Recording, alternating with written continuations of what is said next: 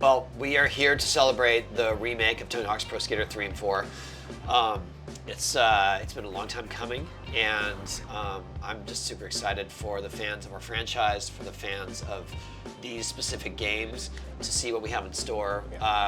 Besides having the sort of best of each of these games, we have new levels, new skaters, new music. I mean, it's fully updated for 2025, and I just can't believe, I honestly can't believe I get to do this again.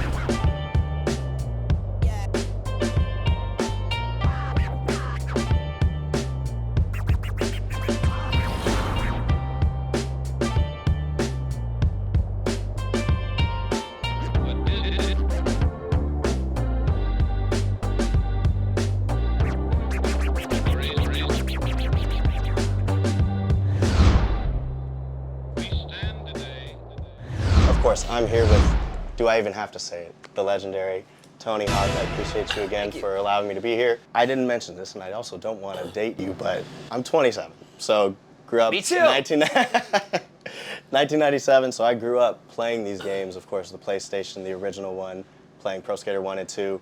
3 and 4, though, arguably maybe like some of the greatest just video game releases ever. What was yours? That's like asking me to pick my favorite son. I can't. I'm super proud of all of them. And, you know, when people ask me about, especially back in those days, what's your favorite game? I always just say the most current, because I felt like we just kept improving on what we had done, and the consoles kept getting better. And so I do feel like these two games are iconic to the series, and a lot of people remember them fondly. But you know, everyone has an opinion. Everyone, right? Yeah. I mean, if I'm being honest, Underground might be mine. I hear that a lot, but that's what I was trying to hold back on. Yeah. But, I love these. I love the format of these too. Right. And some of these levels and maps are some of my favorites, honestly. You know, it was hard to get two completely different types of gameplay in one package here. So obviously 4 leans towards more 2-minute challenges, but you can just roam around and do whatever you want. Right. And you're definitely going to encounter characters that will send you on missions. So there's a little bit of everything. But I understand the concern, and I think everyone's going to be pleasantly surprised. Okay, I like to hear that, pleasantly surprised. Speaking of surprises, I don't know how much you can give away, but some of my favorite parts of growing up with Pro Skater was the unlockable characters, and we can get into some of our skaters, modern skaters who will be joining, but just for a personal tidbit, are we seeing anybody that maybe we saw in the originals? AKA... You are going to see unlockable characters. Okay, there we go. I love it. I love it. We got to have some element of surprise here. That's true. That's true. We can't give you guys everything away before July 11th. One of the skaters who really revolutionized skating, almost the godfather of street, Rodney Mullen. Yep. Seeing him here tonight, what does that mean to you? And just what is someone like that just mean to you in general, as like a mentor, as a friend? I just think we're so lucky to have Rodney in skateboarding. Right. You know, he paved a way of skating, created a way of skating that it was like unlike anything else. It was so far ahead of its time that most of us didn't even understand it or appreciate it as much as we should have. And I mean, he's to thank for, you know, anytime you go and try to flip your board, it's probably one of Rodney's tricks that he created. Besides that, he's just really, he's a joy to be around. He exudes this energy that's just, he's thankful, and he wants to champion skateboarding in general, and he wants people to understand how important it is for people like him and me, and how it not just changed our lives professionally, but changed our lives in terms of finding a new way to live and finding a new path and an approach to solving problems. And I feel like Rodney he's the most poignant in terms of how he speaks about it. No, exactly. He's a philosopher. A skating philosopher is exactly what I was going to say. I'm more like a cheerleader, and he's a philosopher. Well, if you are one of the best. But I got to ask, you know, you mentioned a way of approaching things, a way of almost living, not just skating. Guys like you and Rodney and a lot of these skaters, Kareem, you guys have kind of shown a whole new generation, not just a new generation, multiple generations, a new way of life. and just a way of kind of approaching approaching life freely. I think that's kind of what I've taken away from just following you guys all this time. Was that always in your nature, just growing up in San Diego?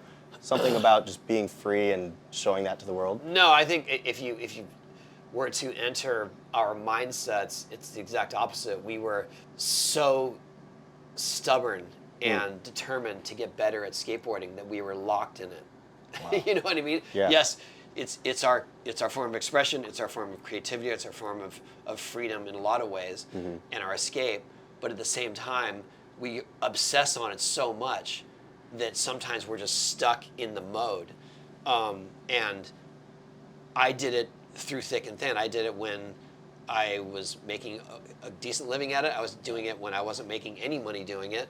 And then I was doing it when I, made more money than I ever dreamed. Yeah. But the priority always has been just the skating. And you could, same with Kareem, same with Rodney. Obviously, we learned how to navigate adult life and the real world and obligations and careers and things.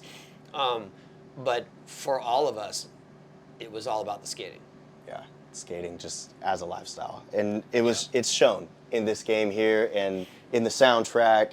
Every component of it just shows that lifestyle that we're talking about here. Kareem, we just mentioned him, one of the most unique styles. And there's so many unique styles in this game. The ghetto bird and all that type of the push even is unique.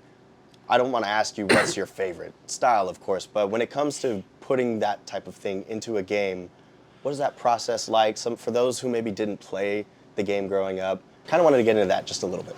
Well, I just think it's important to include all styles, all disciplines. And so we do that obviously through the personalities of the game. But I think that's representative of skateboarding. Skateboarding is super diverse and eclectic and inclusive, and our game should represent that. And Kareem is one of the most stylish skaters of all time. It looks like he's dancing on air. And if you can capture that in any sense and put it in digital form, it should be a success. Yeah, and I was kind of sticking on him mainly because he was my main growing up. I wanted to ask you, did you have a main in 3 and 4 specifically? Oh, wow. Well, do you skate as yourself? I've never had anybody ask. I know all my special moves. Yeah. So I'm usually picking my character by default because here's the thing about having a game with your name on it. Everybody wants to challenge you because they will all want to say they beat you at your own game. So you better be locked and ready with your own character. Yeah. That's just kind of, not. I don't know if that would be my first pick if I wasn't in it. Okay. Obviously, or if it wasn't me, but it's very much like I know the right moves, I know my style of skating. Yeah. And so I keep it real. No, I like that. So skating has grown so much, Tony, and to the point where we're seeing it in the Olympics here in LA. What are you feeling about this new generation of skating, street skating, all styles in general, as we're going to see it in San Fernando Valley in 2028, and just the future of what skating looks like? It's bright. I think skating should have been in the Olympics a long time ago, so it's about time they've realized that it's more popular than most sports that they put in there, and that there's actually a youthful audience for it. But I'm excited. I feel like if nothing else, it's opened up skateboarding to a larger international audience. Yeah. And it's allowed for people to do it in countries where it's never been embraced or encouraged. And yeah, it's in LA. I mean, I'm still pushing to try to get Vert as a discipline somewhere, somehow. And I'll keep pushing. I'm the you are the voice cheerleader that they can't silence. Right, the mega cheerleader for Vert. Yeah. So the reason we're here, of course, Pro Skater 3 and 4, but specifically El Rey, the theater. Well, Los Angeles is in the game, so El Rey Theater is part of the downtown area, or the Los Angeles area. I know it's not downtown. I live in San Diego, so forgive me. But really, here is it's a celebration of, yes, the game, the franchise, the remake, but also the culture. I mean, this is just a celebration of how far skateboarding has come. This is 20 plus years on from the first release, I never imagined we'd be able to take over an iconic venue, and with bands that were featured in the game, with a whole new audience, some of the legendary skaters. I mean, this is like, feels like my own birthday party.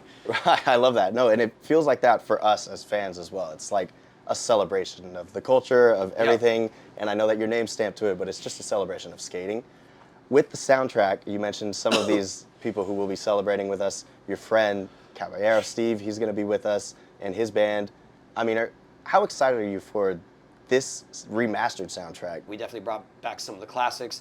I tried to get some songs from the same bands that were in the soundtracks, but other, like, same bands, other songs, because I felt like, let's mix it up a little bit. Yeah.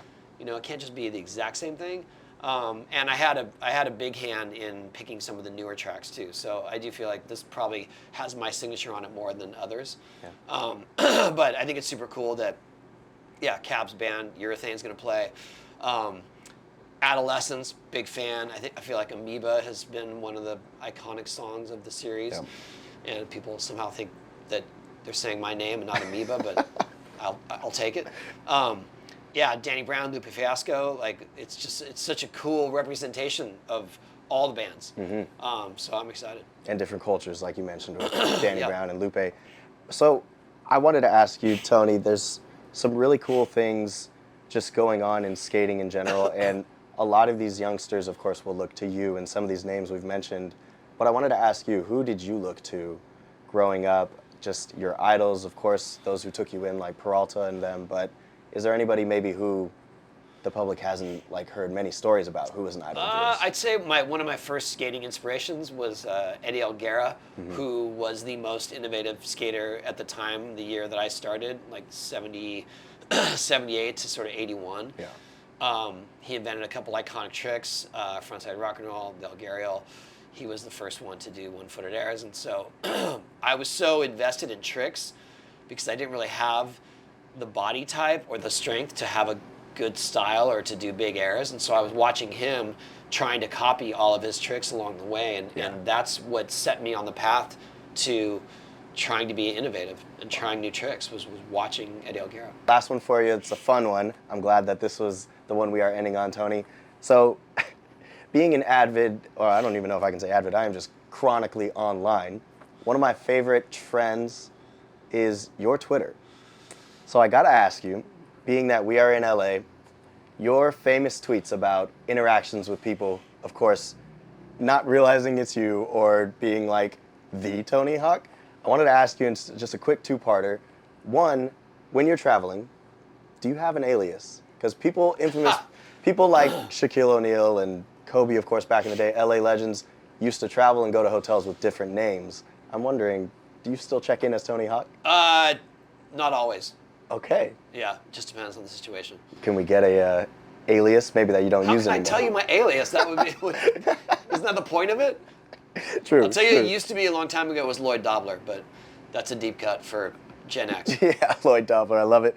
Okay, and then the last part of that question was just, what is the craziest experience? I want to know if there's been any celebrities or athletes who not just have come out of LA, but just in general, who maybe weren't a skater follower or just a follower of the games, who heard the name but didn't know it was you. One of the funniest interactions I had, it wasn't a celebrity interaction, Yeah. but I couldn't really explain it to tweet about it because it was so complicated, but I was waiting for a flight at gate, and this guy was sitting across from me, and he's like, "Man, you look just like Tony Hawk," and I was like, "I've heard that."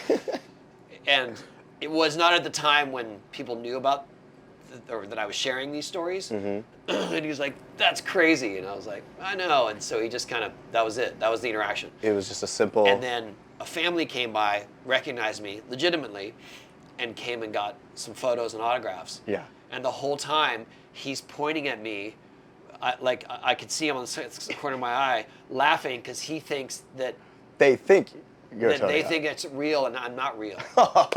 And so he and I are in on this joke. Wow. Like, these guys, they're so stupid. Yeah. I'm like, I know, it's crazy. So I like that that. was one of my more fun ones. A pre-Twitter story, I like that. Okay, Yeah. so I will roll out the red carpet for you, Tony. Tony Hawk, Pro Skater 3 and 4. Oh, well, you can find it wherever you get your games on Oh. every console. Be ready. And just know that we brought back the best of all the elements and some new stuff that I think you're going to be really excited about. I'm excited for it. Thank you so much Yeah, for thank you. doing this, and I'm looking forward to this event. We'll see you Well, in man, there. me too.